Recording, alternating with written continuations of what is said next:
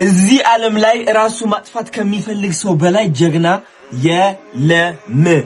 ራሳችሁ ለማጥፋት መንገድ እየፈለጋችሁ ከሆነ ከእናንተ በላይ ቆራጥና ጀግና የለም። ትልቁና ከባዱ ነገር መጋፈጥ ጀምራችኋል ማለት ነው። አንድ ቀን አስታውሳለሁ ራሴን ማጥፋት ፈልጌ መንገዶች ሳፈላልግ የትኛው ይሻለኛል? ኦኬ አሁን ብቻዬን ሩሜ ውስጥ መፈለግ ጀመርኩኝ። የትኛው ይሻለኛል? የትኛው ነው የቀለለው ራሴን ለማጥፋት? አያችሁ የዛን ጊዜ ነው እግዚአብሔር የተገለጠልኝ።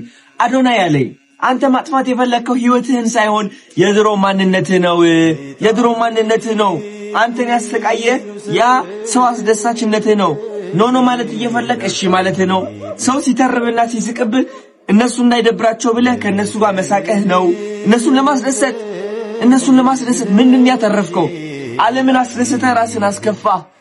ይህ መልእክት ነው ያገኘው። ታያችሁ ብዙዎቻችሁ ስቃያችሁ እዚህ ውስጥ ነው ያለው። ጠላታችሁ የድሮ ማንነታችሁ ነው። ጠላታችሁ የድሮ ታሪካችሁ ነው። አዲስ ህይወት መጀመር ትፈልጋላችሁ። አዲስ ሰው አዲስ ማንነት መገንባት ትፈልጋላችሁ። መራመድ ትፈልጋላችሁ። ግን ታስራችሁ ነው ያላችሁት። ለአመታት እንደዚህ ብላችኋል። መንቀሳቀስ እምቢ ብላችኋል። ምን ያህል እንደሚጨንቅ ደግሞ አውቀዋለሁ። ለብዙ አመት ለመቀየር ሞክሬ ግን ደግሞ ህይወቴ ሳይቀየር በጣም መጥፎ ነገሮች እያጋጠሙኝ የኖርኩኝ ሰው ነኝ። በማይረባ በማይሆን ነገር እየተጨናነኩኝ እየተረበሽኩኝ እየፈራውኝ የኖርኩኝ ሰው ነኝ። ምን አገባኝ?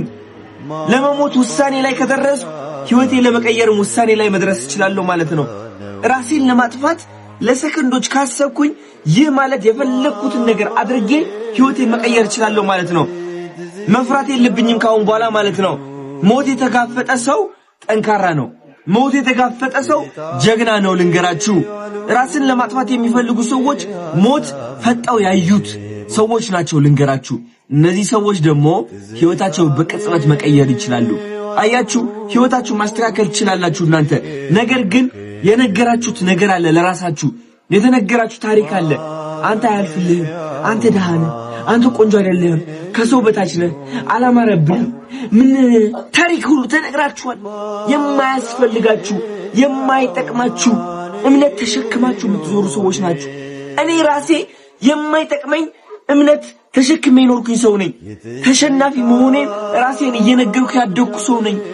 ልንገራችሁ ሲሪየስሊ ለፍቅር ጠይቄ እምቢ ተብዬ ተስቆብኝ ያደግኩኝ ሰው ነኝ። ፍቅር አይገባኝም ብዬ ያመንኩኝ ሰው ነበርኩኝ።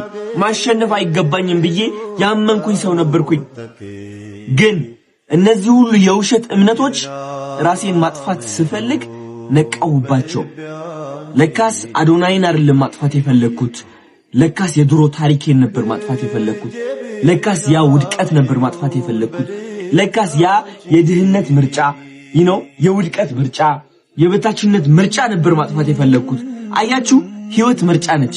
ሁላችንም መምረጥ እድሉ ተሰጥቶናል። ግን የምንመርጠው ነገር እኛን የሚጎዳን ነገር ነው። የሚጠቅመን ሳይሆን የሚጎዳን ነገር። ልብ ብላችሁ ስሙኝ። ስለዚህ ራሳችሁ ማጥፋት ከፈለጋችሁ ህይወታችሁ ሳይሆን የድሮ ማንነታችሁ አጥፉ። በአዲሱ ማንነታችሁ የሚናደድ ቅጭ የሚለው ሰው ካለ ደግሞ ገደል ይግባ።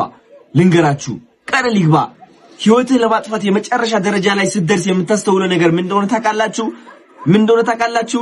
ከእናንተና ከእግዚአብሔር ውጪ ካጠገባችሁ ማንም የለም። ቤተሰባችሁ፣ ጓደኞቻችሁ፣ እነዛ የምትፈሯቸው ሰዎች ይሰድቡኛል ይተርቡኛል ብላችሁ የምትፈሯቸው ሰዎች የሉም፣ ይጠፋሉ።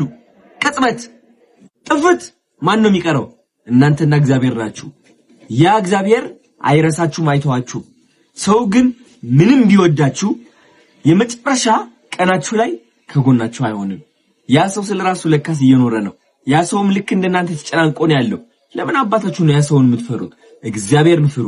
because መጨረሻ ላይ ከናንተ ጋር የሚሆነው እግዚአብሔር ነው። እግዚአብሔር ይዛችሁ ደግሞ ብቸኝነት የሚባል ነገር የለም። እኔ እግዚአብሔር ከጎኔ ሳረገው ነው ብቸኝነትን መፍራት ያቆምኩት። እግዚአብሔር ከጎኔ ሳረገው ነው ቀጥ ብዬ ቆሜ አዶናይ ጀግና ነው ማለት የጀመርኩት። ማንም ሰው አዶናይ ጀግና ነው ከማለቱ በፊት ከእግዚአብሔር ጋር ሆኜ አዶናይ ጀግና ነው ብያለሁ። ልንገራችሁ ሰው የናንተ መስታወት ነው። ሰው እምነታችሁ ነው የሚያንጸባርቅላችሁ። ግን ደግሞ እምነታችሁ ከማንጸባረቁ በፊት ይፈትናችኋል። አንዳንዱ ያማችኋል፣ አንዳንዱ ይተርባችኋል፣ አንዳንዱ ይወቅሳችኋል፣ ያወዳድቃችኋል፣ ስህተት እንደሆናችሁ ይመክራችኋል፣ በፍቅር አድርጎ መርዝ ያቀብላችኋል። ስንት መከራ ታልፋላችሁ። ስኬት እንግዲህ እንቁ የሆነበት ጣፋጭ የሆነበት ምክንያት ለዚህ ነው። የሁሉ ነገር መሻገር አለባችሁ። ወዳችኋለሁ። ስኬት ማለት ዓለማዊ ሳይሆን መንፈሳዊ ነው። መንፈሳችሁ ላይ ካሸነፋችሁ ይህ ዓለም ማሸነፍ ቀላል ነው። ይታባችሁ። ወዳችኋለሁ። አራት ሰላም ጤና ይስጥልኝ አድማጮቼና ተከታታዮቼ እንደምን ዋላችሁ እንደምን አመሻችሁ። በጣም ለምን ይሄንን ቪዲዮ ይዤ እንደመጣሁ አላውቅም። ነገር ግን በጣም ልቤ ስለነካኝና ለእናንተ ይጠቅማል ብዬ ስላሰብኩኝ ትልቅ መልእክት ስለሆነ ነው።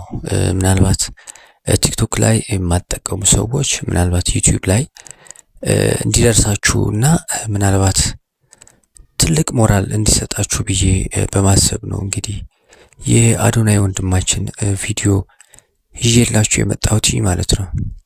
እንግዲህ ሁላችንንም በየራሳችን ህይወት በጣም አስቸጋሪ የሆነ ህይወት እያሳለፍ እንደሆነ ይገባኛል። በተለይ ደግሞ ኢትዮጵያ ውስጥ ያለን ወጣቶች ትላልቅ ሰዎችም ቢሆኑ ማለት ነው እና ምንድነው ለዓላማችን ጽኑ መሆን አለብን፣ ለዓላማችን መሞት አለብን ነው እንግዲህ አዶናይ እያለ ያለው። ለነፍሳችን ማጥፋት ሳይሆን ህይወታችን መቀየር አለብን። ዛሬ ላይ እየኖርን ያለነው ኑሮ ልክ ስላልሆነ ራሳችን ማጥፋት አለብን። ለምንድነው ማጥፋት ያለብን? ለዓላማችን፣ ለስኬታችን ህይወታችን ማጥፋት አለብን እያለን ያለው። ይህ ህይወት ልክ ያልሆነ ህይወት ስለሆነ ህይወታችሁ ካጠፋችሁ ምንድነው የምትሆኑት? ትክክል የሆነ ህይወት ታገኛላችሁ። ይህ አሁን ያለው ማንነታችሁ አስወግዱ ለማለት ነው። እንግዲህ አዶናይ ይህንን መልእክት ይዞ የመጣውና በጣም የሚገርም ሐሳብና ፍልስፍና ነው። እኔ በጣም ስለተመቸኝ ነው እንግዲህ ፋሚሊ ይዤላችሁ የመጣሁት።